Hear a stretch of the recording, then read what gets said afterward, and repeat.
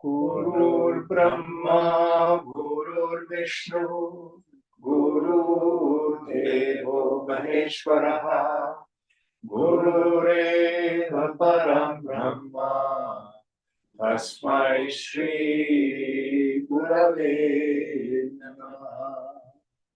Chinmayam Vyapyat Sarvam Trailokyam Sacharacharam Atpadam Darshitam Yena Tasmai Shri Gurave Namaha. Tvameva Mata cha Pita Tvameva Tvameva Bandhuscha Sakha Tvameva Tvameva Vidya Dravinam Tvameva Tvameva Sarvam Mama Deva Deva Tvameva Sarvam Mama Deva Deva.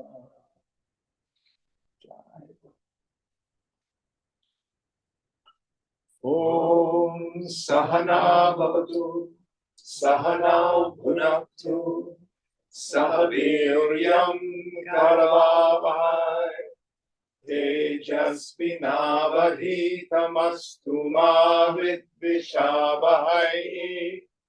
Om Shanti Shanti Shanti. So we finished the section on samadhi, and we're now in the section on, I think it's called Aids to Meditation, if I remember. So what verse are we on? The section is No Diversity in Reality, and it's number 398. 398. No diversity in reality. So let's talk a little bit about what Shankara has done pedagogically. This is just so cool. So he starts us off allowing us to be identified with the body. The glories of a human birth. Don't waste it. It's the result of many lives lived intelligently. Human birth, a physical body. And then he subtly then shifts to allowing us to be identified with the subtle body, meaning we become fit students, adhikari. All those qualities, viveka, vairagya, samadhi, guna, mumukshutva, etc., all have to do with qualities of head and heart, thoughts and feelings. We're working on replacing bad habits of thinking and feeling with some more auspicious ones. Then 7 questions come. What is bondage? How does it come about? How does it continue to exist? How do we get out of it completely? What is the not self? And I love the shift in pronoun. Who is the real self? And what's the process of discrimination between the two? And the vast majority of the book up till now has essentially been about discrimination between the self and the not self. the subject and all the objects. We went through, we are not the three bodies, Stula Sharira, Sukshma Sharira, Karana Sharira, gross body, subtle body, causal body. Then he went through the same thing all over again with a different paradigm. The Panchakosha. You are not the five koshas. You are not the Annamaya kosha, the food sheath. You're not the Pranamaya kosha, the vital energy sheath. You're not the Manomaya kosha, the mental sheath. You're not the Vijnanamaya kosha, the intellectual sheath, which has within it, this text he calls it karta, the doer. Those of us who've been studying Panchadashi Monday nights, that's called Chid Abhasa, a reflection of consciousness. It's a function in the Vijnanamaya kosha, that's where it occurs. And we're not even the bliss of unconsciousness, the Anandamaya kosha. Who am I? Sakshi, the witness, knower of the field and all fields. Keep that discrimination, introvert your mind, practice samadhi. And the main thing he's going to move into now. Well, you know this not self we've been telling you about? We lied. There is no not self. What we've been calling the not self is in fact Brahman. We have Nirguna Brahman, Brahman without qualities, the eternal I, and then we have Saguna Brahman, world of name and form. Here, when we say there's no real plurality, the easiest way to understand this is to go to the dream state. Because in the dream, body, ego, dream situations, external, dream thoughts and feelings, interior. But none of them are other than your one unified mind appearing as knower, knowing, and knowing. The mind itself refracts like light hitting a prism into those elements. And the body, the ego, the dream world, the dream interior reactions to it are not real. Seen, but not real. There is no real plurality in the dream. It just seems like it to the dreamer. And the scriptures thunder all this.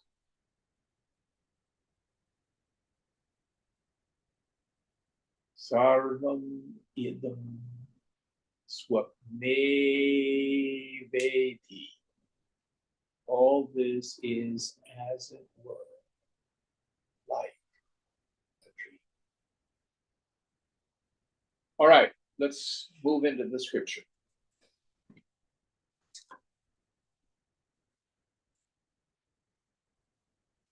Swatmanyaropita भासवस्तु निरासतः Swayam evam param brahma purnam dvadvayam kriyam. When the apparent existences superimposed on the self are removed, then what remains is the supreme Brahman, the infinite, non-dual, that which is beyond all activities, alone, all by itself. Yes. So my experience of the waking state, body, mind, intellect, and this apparent perceiver, feeler, thinker entity that I think is me, the individual, comes about sankalpena, by means of imagination.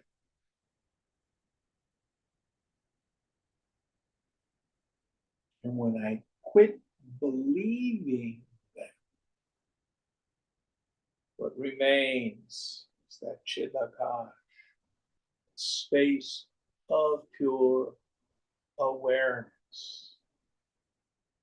Now, when they're removed, we can look at it from two viewpoints. Scriptures give us two metaphors: snake in the rope, mirage waters in the desert. Snake in the rope is like nirvikalpa samadhi. When the mind enters into nirvikalpa samadhi, there's no individual seer of the phenomenal world, and there's no phenomenal world. There's only aham. Just like in deep sleep, there's no ego and there's no world.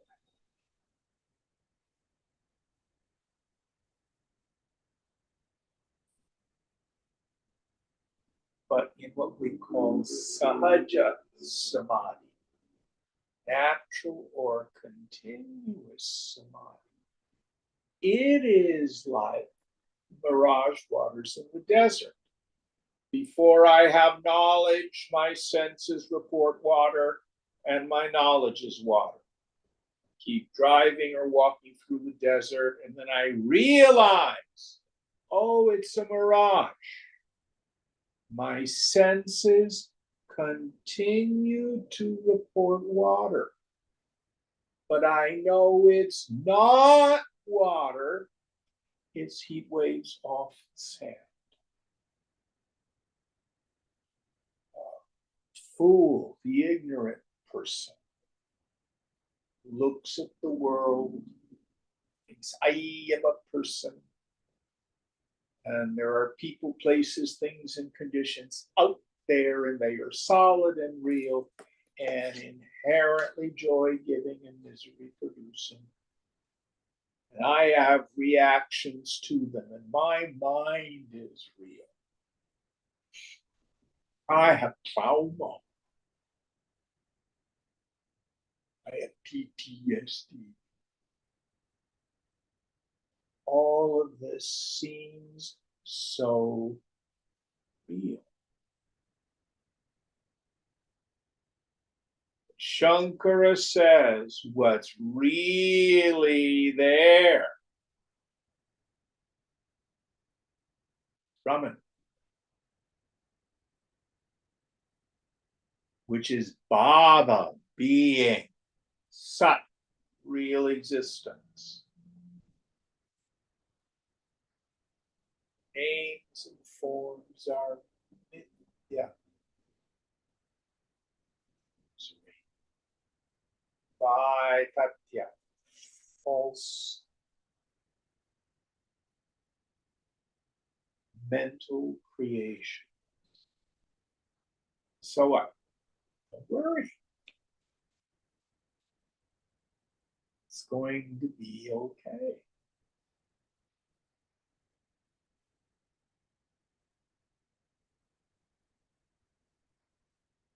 Closest I can come to how the shift in the mind of the woman of knowledge, the man of knowledge is, it's like going to the movies. Any of you like to go see action movies? The cars blow up and people get shot to pieces and stuff like that, and it's a thriller, and you know, you walk out, oh man, my heart was just pounding. It's such a great movie. You don't go, no, I only watch Disney movies. So we can see a world of name and form with its apparent dwandwas.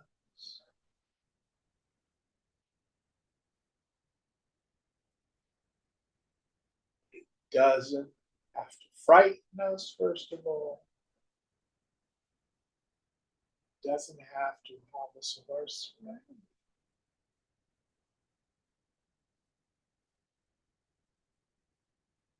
Any thoughts on this?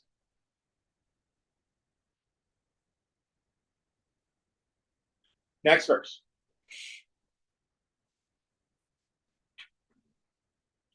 Samahitayam sati chitta vrittau paratmani brahmani nirvikalpe nidrishyate kaschidayam vikalpa prajalpamatra parishashyate yataha.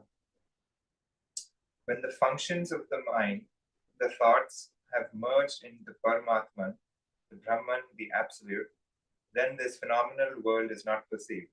Then all becomes mere talk. So, here in class, some of you have had that experience.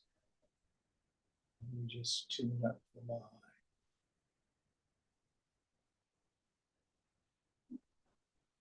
The whole thoughting process.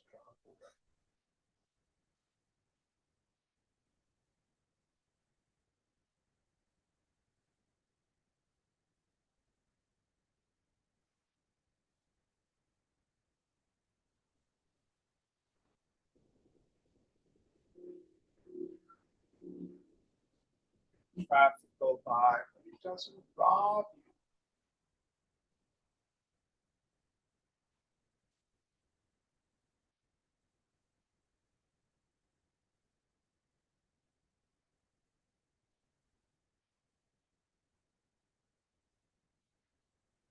And all the Vedanta is just blah.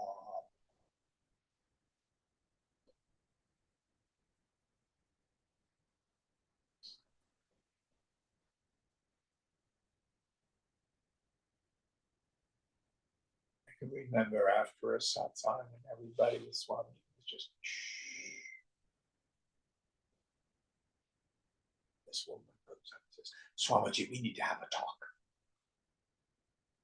He doesn't, his mind does not move. He says, what is there to talk about? Talking is stupid.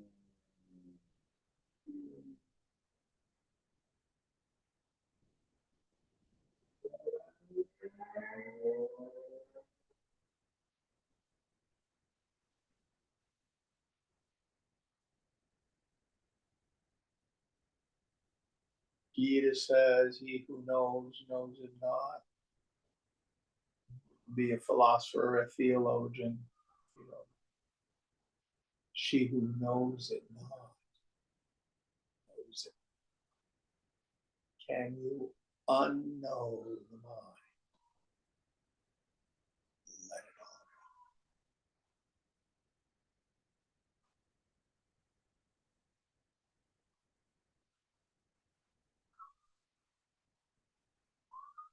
Next one.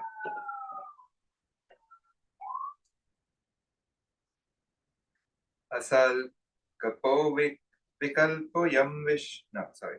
Asal kalpo vikalpo yam vishwam ityekas vastuni nirvikare nirakare nirvisheshe bhedakutaha. In the one reality, the conception of the universe is a mere fancy. How can there be any diversity in the changeless, the formless, the absolute? Yes. The whole world is just imagination.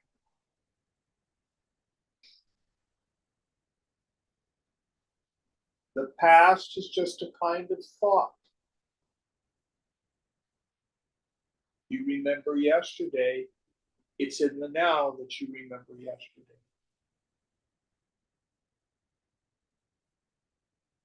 And if you talk with a friend going back 20, 30 years, oh no, it never happened like that. We can't even remember what's accurate. The future is just a thought, it doesn't exist. It's here is now.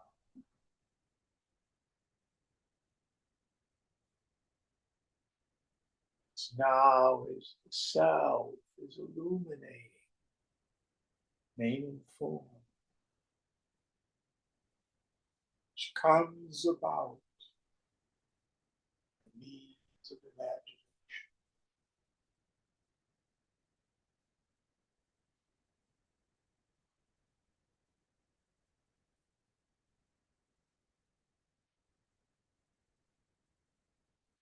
Listen carefully.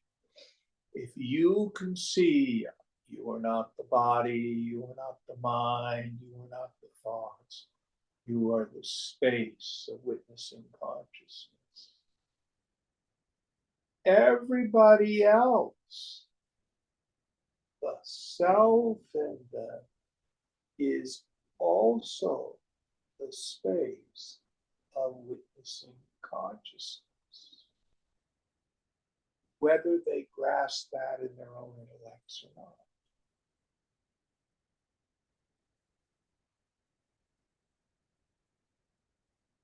Let me give you a real live example. So let's take a moment just to really deeply tune in.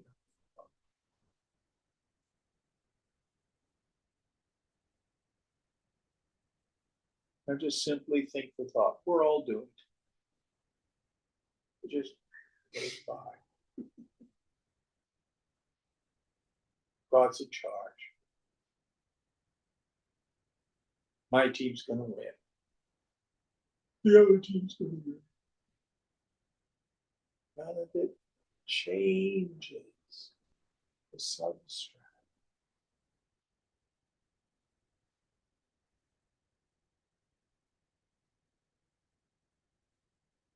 And that's true for everybody else, even if momentarily they have a lifetime of ignorance and therefore suffering.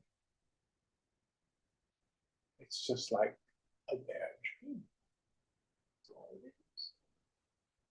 And we don't tell people that. That's not kind. We do not unsettle the ignorant with the truth. Keep people where they are. But you know, nobody's born. Nobody dies. What's real never moves.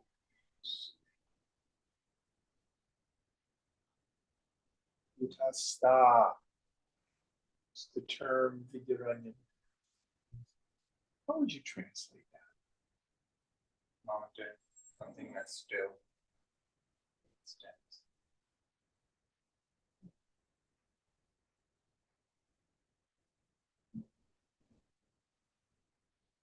Next verse.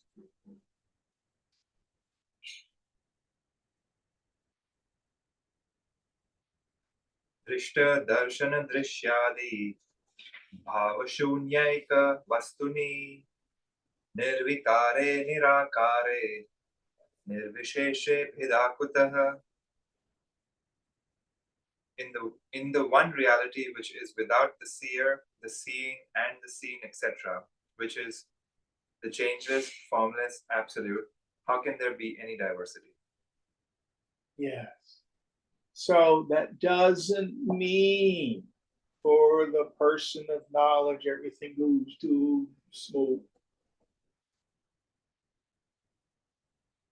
There's the old Zen proverb. Before enlightenment, I chopped wood and carried water.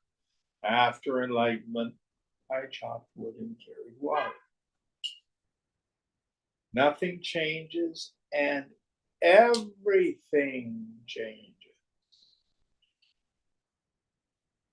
Before knowledge, there was water on the desert. After knowledge, it still looks like water, but there's no danger of drowning.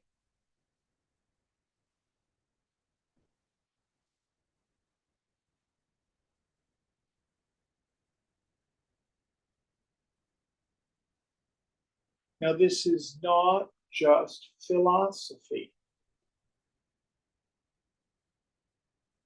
Remember, all these statements are hypotheses.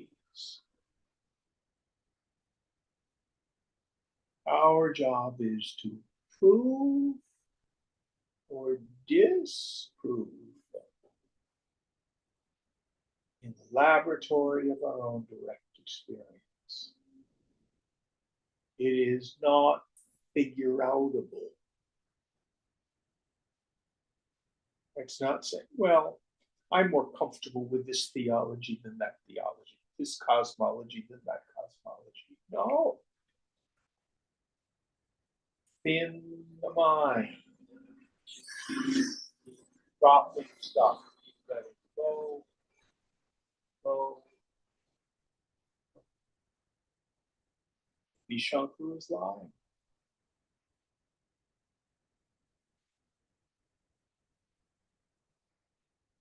Great masters say, it's true, it's true. You,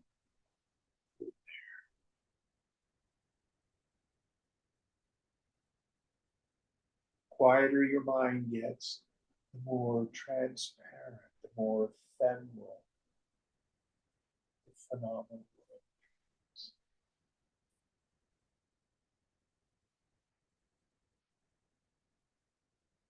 Next verse.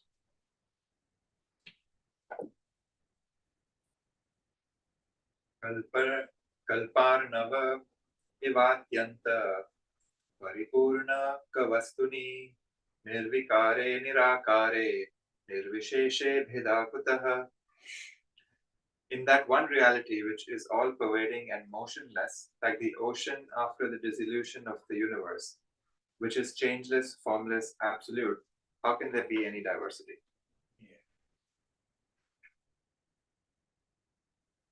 So in the deepest meditations, tune up the mind, empty the mind.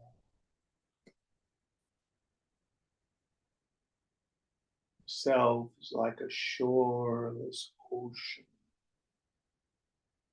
of consciousness, so peaceful, so endless.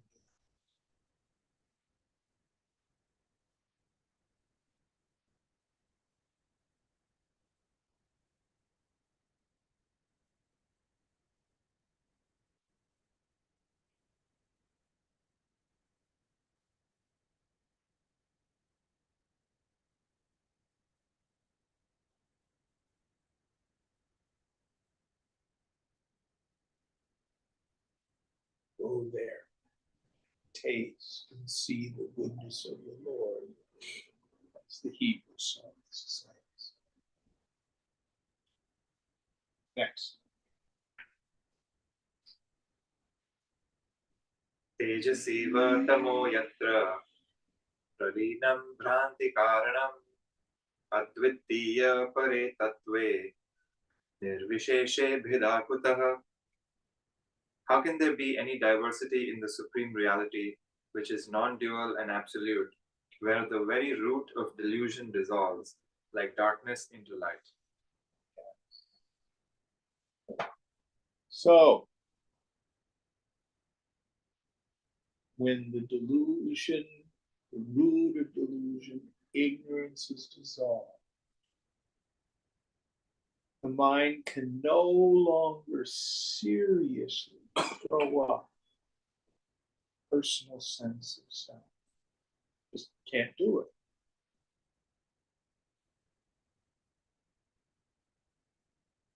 You can no longer hate. You can no longer love with attachment.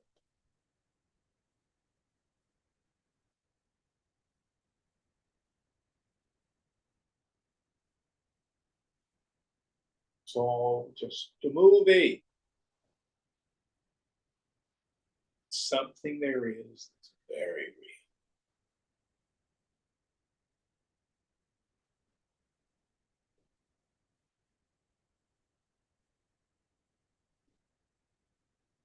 real. I like to say self-realization gives us simply two things. The first is what I call existential freedom.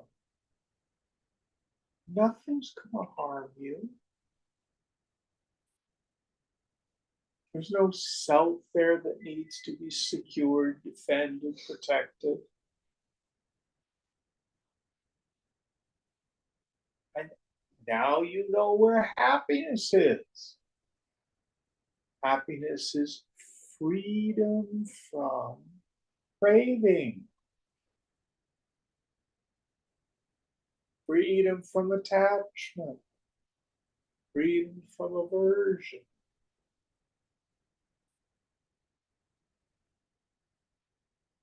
This incredible softness of the heart.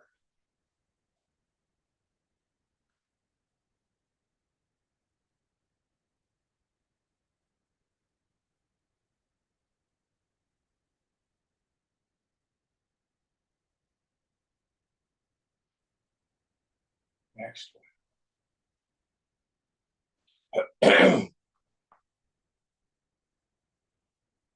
एकात्मके परे तत्त्वे भेदवार्ता कथं वसेत् सुषुप्तौ सुखमात्रायं भेदकेनावलोकितः. In the one, the supreme reality, how can there be any talk of diversity? Who can ever observe any diversity in the total bliss of deep sleep? Yes. So in deep sleep, it is very clear that my perception of ego, all my problems, all my joys, all the objects, is dependent on the movement of the mind.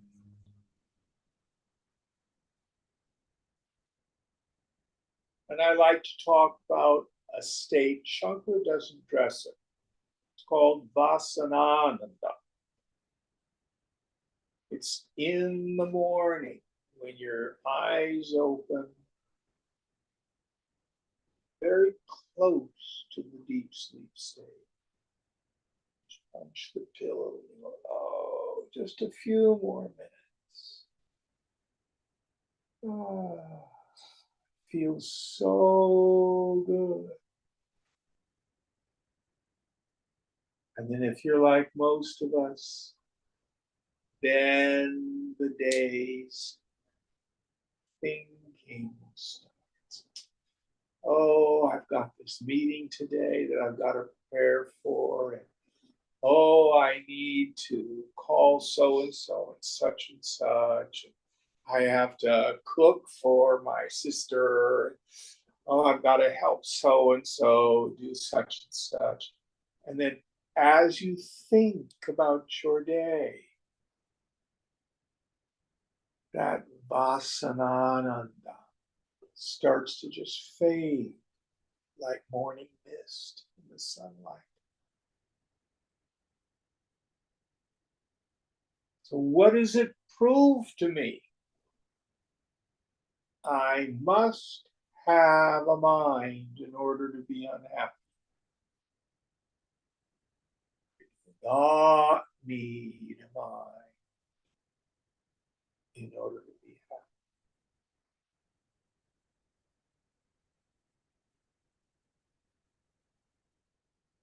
Now, the unconsciousness of deep sleep, well, that's cheap Vedanta.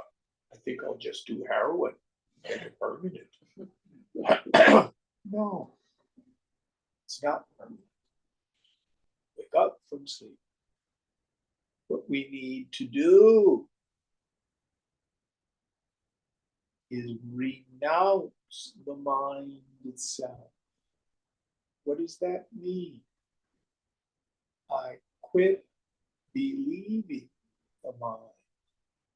I quit investing in its stupid stories and structures and stuff like that. I know they're not.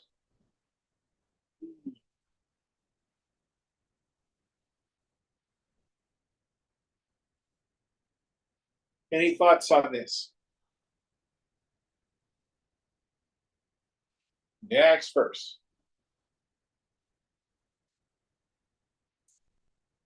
न्यहस्ति विश्वं परतत्त्वबोधात् सदात्मनि ब्रह्मणि निर्विकल्पे कालत्रयनयाप्य निरीक्षितो गुणे न ह्यहं बुम्बि दुर्गं कर्तृष्ण कायाम्. Even before realization of the supreme truth, the universe does not exist in the absolute Brahman, the quintessence of existence. Never in the three periods of time is the snake in the rope, nor a drop of water in the mirage. Yes. So why is this an important verse? Because for some of us, we go through a period that I call the yo-yo state. Sometimes I'm very clear, my mind's empty, I'm getting it. Then I get re-identified and triggered. My problems and my issues, and I am not getting my needs met, and how could he have said that to me, and my boss or my partner, etc. That seems very real. But what Shankar is saying, no, it's not real even when you think it's real. So when you remember again, sing dawn.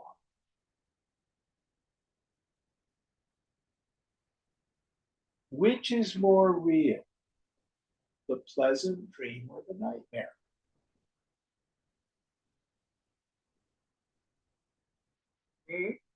Neither one.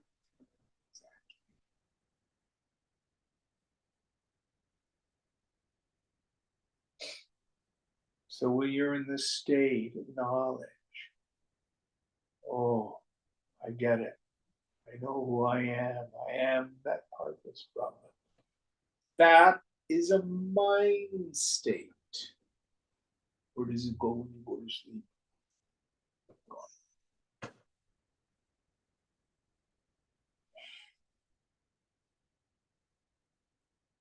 It's important in this world of transactions. That's why Yoga Vasishtha is very clear.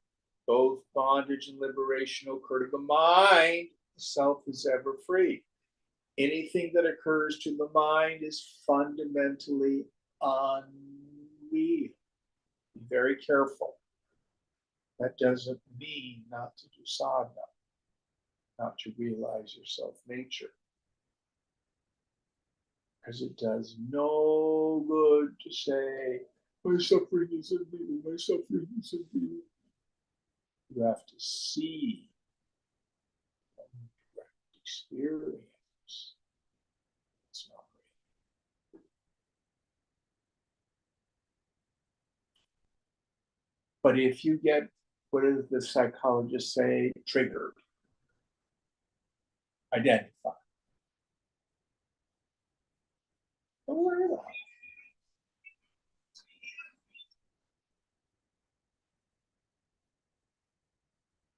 At this point, give up trying to be a spiritual person.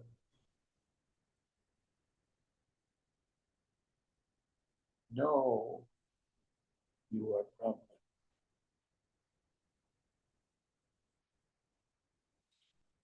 Let the mind go through its stupid ups and downs.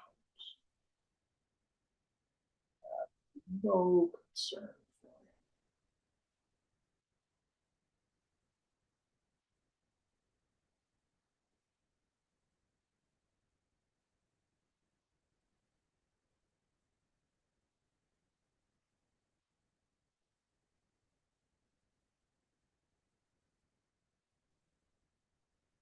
Any thoughts on this?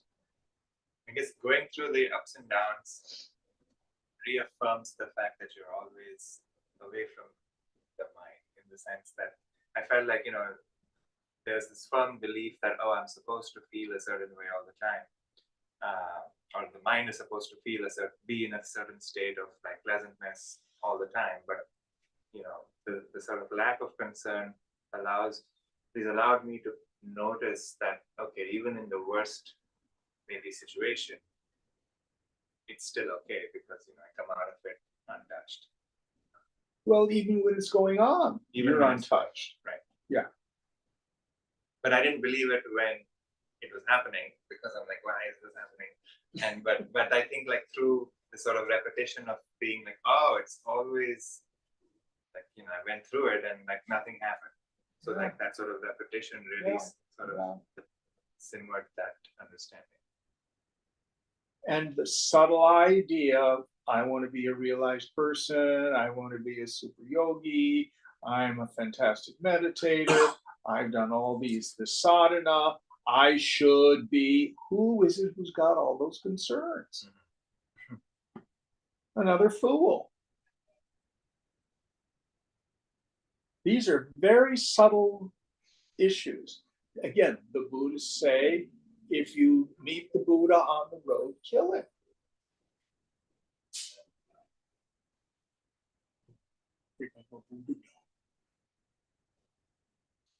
And I'll tell you what will happen. You start to get identified with your spiritual practice. I'm getting so renounced, I'm so high. Something will trigger you and you'll act like a total asshole. And then you, oh God, more tapas to do. The Lord has a wonderful way of doing that. Great sense of humor. Yeah. Don't believe your mind. No personal sense of self is real. Cast them all away.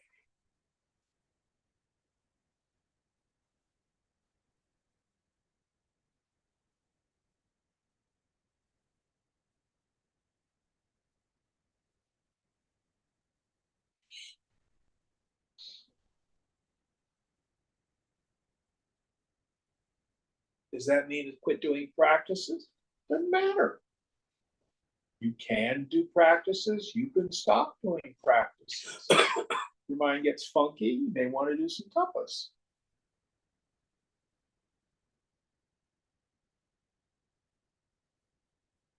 The seeker is seen to be doing spiritual practices so they can purify their mind and realize the self. The man or woman of wisdom may also be seen to be doing spiritual practices. Why? Because it's the highest form of worldly pleasure.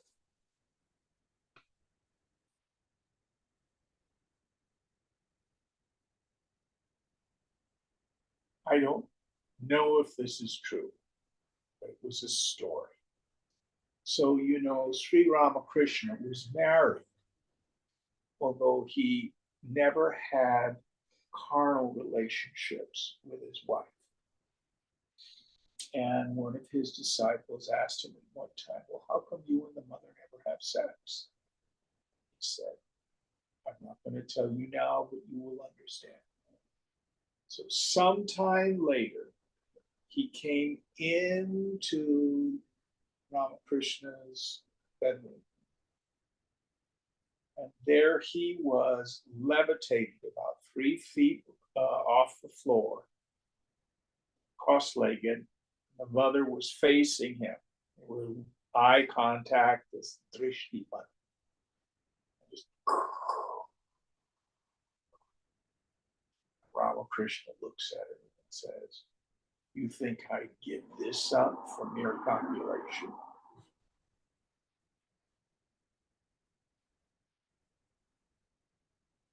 Or my Param Guru, Swami Tapovana.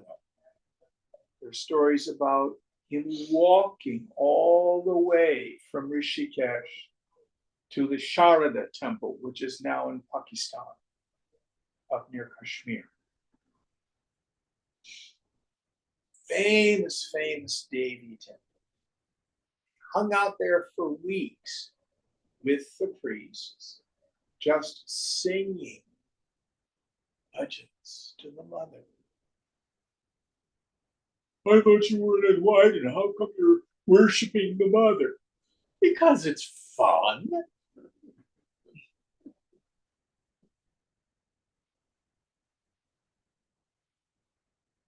It's cheap. Doesn't cost you anything. Doesn't rot your liver.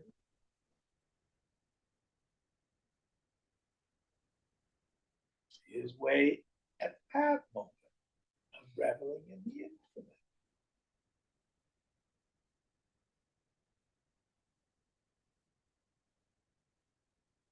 But that's different than saying, there's a state I want to get to. There's a state that's, realizing the self beyond the self. And you're jonesing, you're anxious, you're struggling. That is problematic. Did that all make sense? All right, next verse.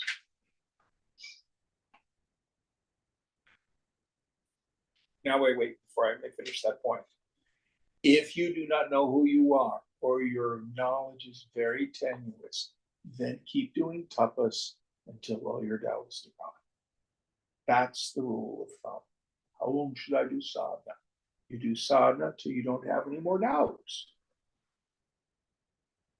That's it. How do I get rid of all my doubts? Quit believing the doubting mind.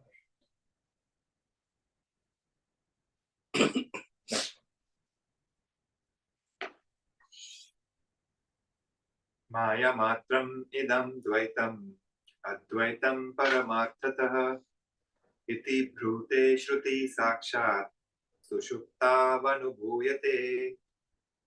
The scriptures directly declare that all duality is nothing but Maya. The reality alone is the absolute truth. Such also is the experience in deep sleep. So I prove in deep sleep that my experience of egoism in the world is dependent on the mind. Now, practically speaking, I would not worry whether or not the sun and moon are real, if galaxies are real or not real. Mainly because they don't really have anything to do with what makes me suffer. For you and me, the world is reduced to three ideas. I think I'm a person, Jiva Bhava. I think the world of name and form is separate from me and inherently joy-giving or misery-producing. I'm restless, irritable, and discontent. I need stuff in order to be okay or for it to be okay. And then kartavya, the serious business about satisfying my desires. Just those three ideas. That's the world. That's samsara. That's dukkha. That's the karma chakra. You don't have to get all caught up in, is Brahman creating the world, or is it Ishvara creating the world? Is it Ishvara, or is it Ranyagarbha? That's unimportant in the end. What's important? Do you think you're a person? Do you think you need stuff?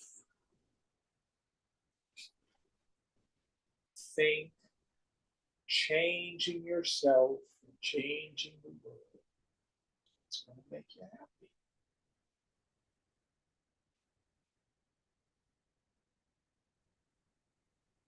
Green card, permanent residents.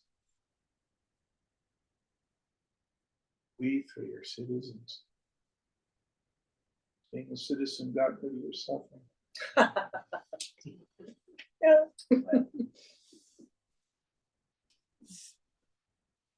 It'll just be different.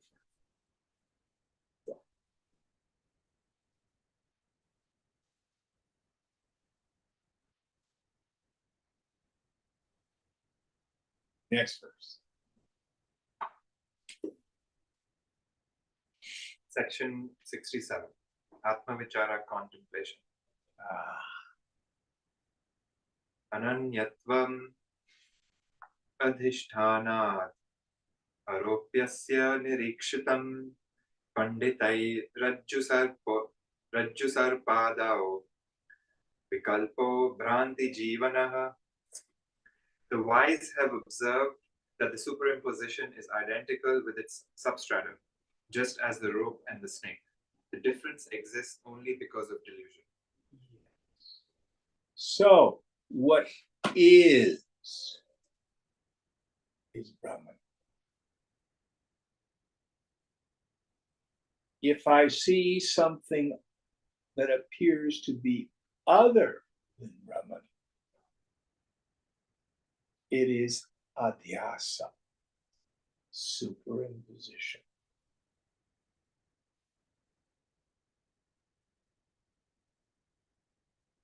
When you superimpose the snake on the rope, is the snake down there? I remember back when we look at snakes and ropes in Atmabodha, one of the things I like to say, I'm going to get out a baseball bat and start beating up that snake. Is that going to get rid of my illusion of the snake?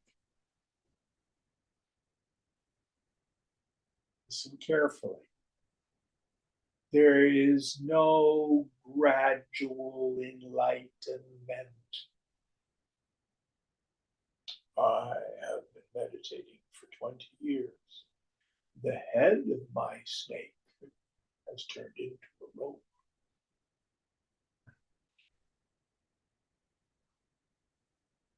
You either see it or you don't.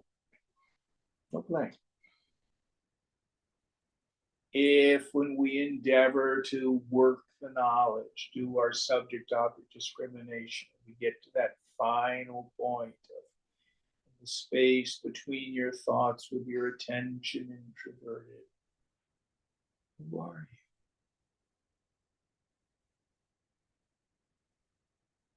you? You get the sense that there's nothing there.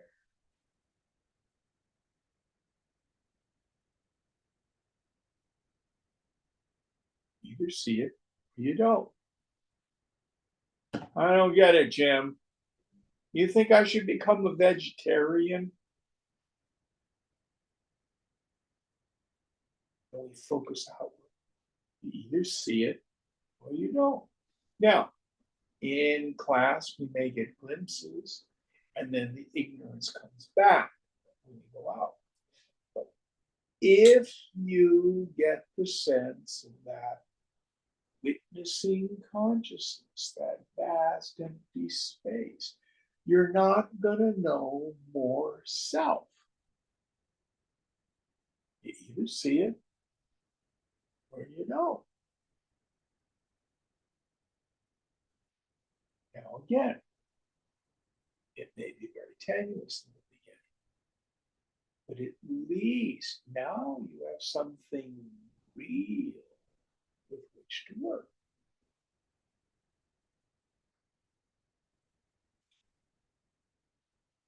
So for many people in the beginning, subject-object discrimination, nothing happens. They've got mind like bricks. No blame. Bhakti yoga, karma yoga, selfless service, more scripture study. And this purifies the mind and mature vairagya. Vedanta is incredibly repetitive. And months later, years later, same idea comes around again. Why did I have so much trouble with that? Of course. Who's had that experience?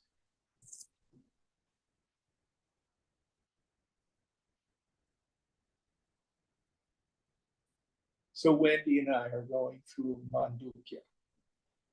You said you studied it before, right? No. No, this is your first time. No, It was Vivek- Mauricio. It was Mauricio. Got it. We just finished Mandukya for the second time. It's like it was a whole new scripture for it. Now, it was almost 10 years ago when I took it through it the first time. Like, much less so.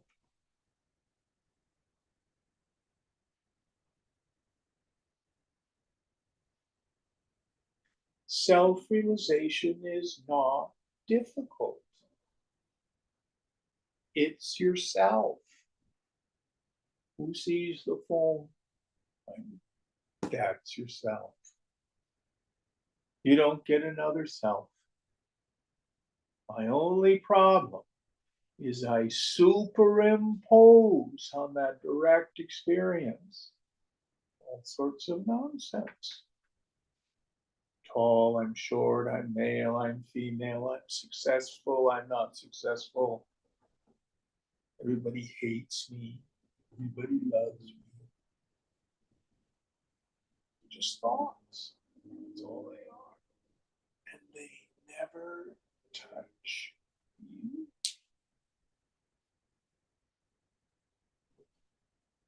We gain nothing. Gain it, you could lose it.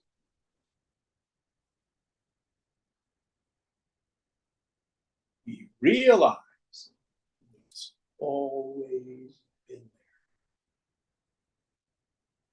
In the end, the self is the most real, the most present, the most evident dimension of life.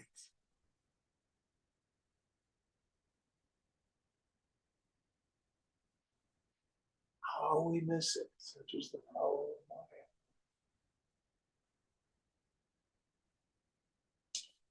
Next one.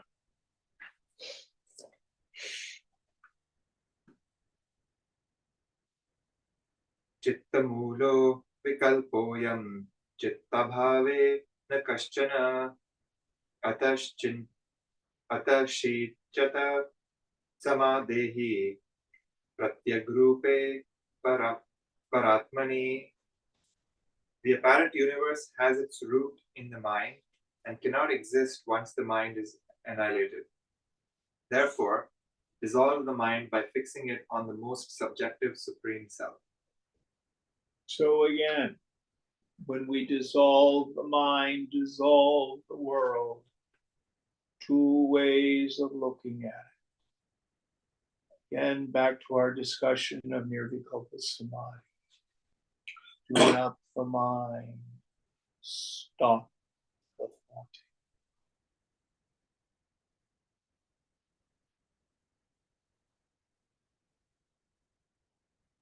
But the person who's driving through the desert, when they realize it's a mirage, they dissolve the lake, even though the senses continue to report what looks like water. The highest state is not some form of insensibility.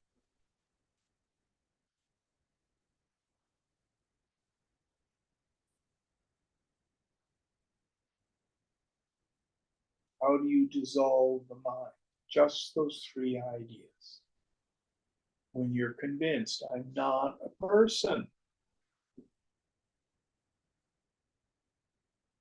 When you're convinced, at least getting what I want is not what's going to make me happy. Getting rid of the wanting is what's going to make me happy. And you're able to give up the struggle.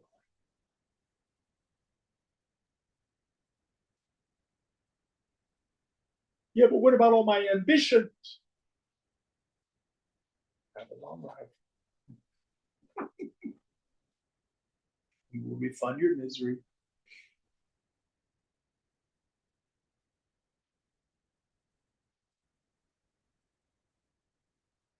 And think, efforting is not necessary for action. Don't talk to me. I'm busy making my hair grow. It's nonsense. Love, love, love, love, love, love. What are you doing, Jim? I'm making my heart beat. Love, love, love, love, love. Nonsense. Prarabdha. It's karma.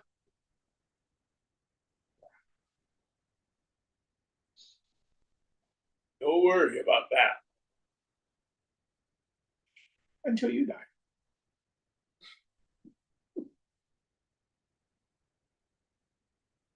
Okay, next one.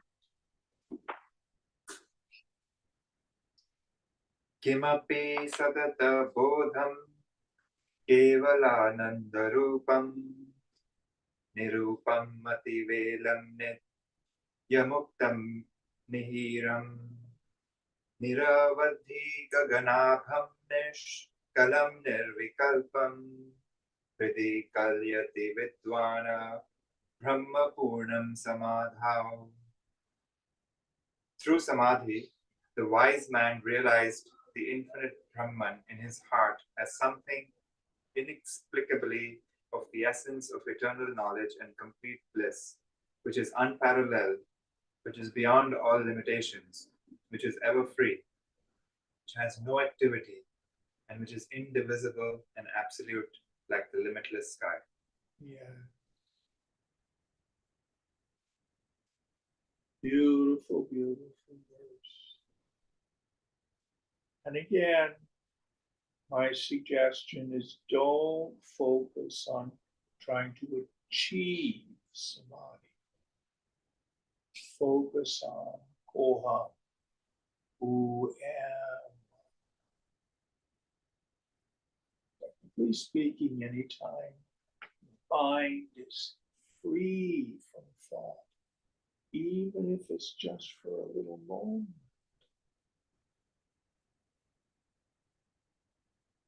it reveals mind and reveals the stuff. And I love one of the terms other scriptures use, Tanu Manasaha. Thinness.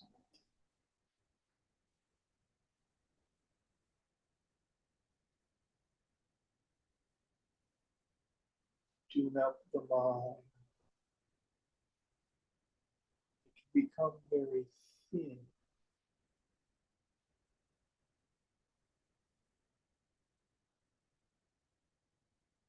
Then the nature of the self is still apparent to you. And there may be a little thought here and a little thought. Not a big deal.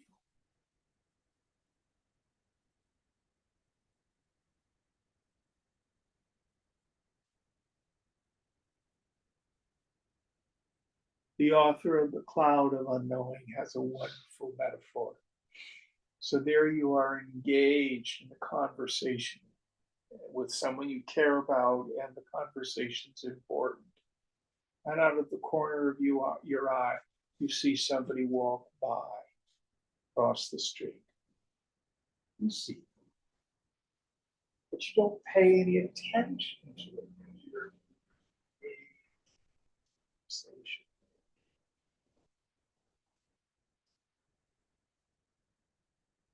Tune up the mind.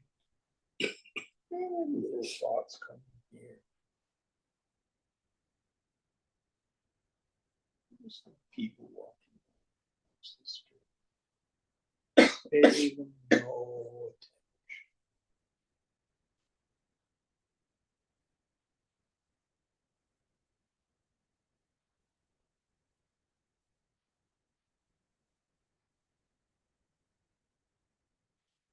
All right, one more.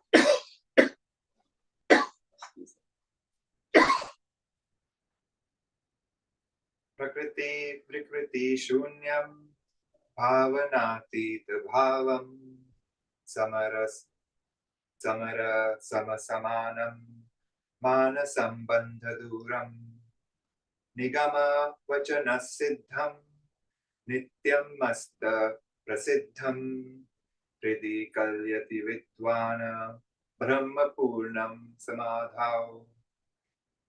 Through Samadhi, the wise man realizes the infinite Brahman in his heart, as devoid of the concepts of cause and effect, as the reality beyond all fancy, as homogeneous and matchless, beyond all proofs, established by the declarations of the scriptures, always ingrained in us as the ego.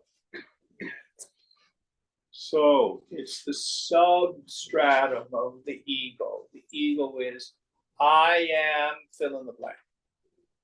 Take out your psychic scissors and go snip, snip, snip, snip, snip, snip, snip. Just stay with aham.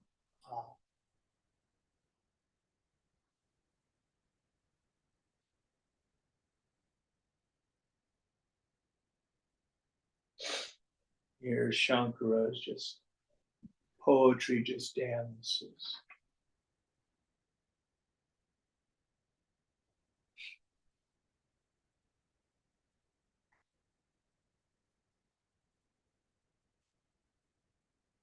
Keep it simple.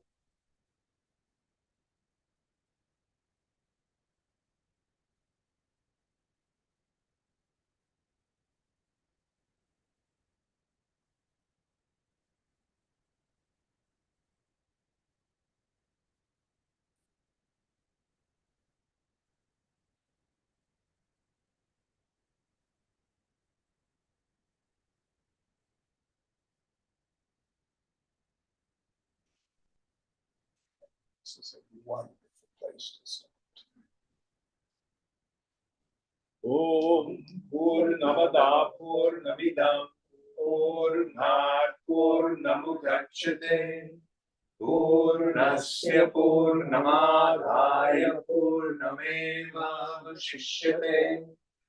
Om Shanti Shanti Shanti.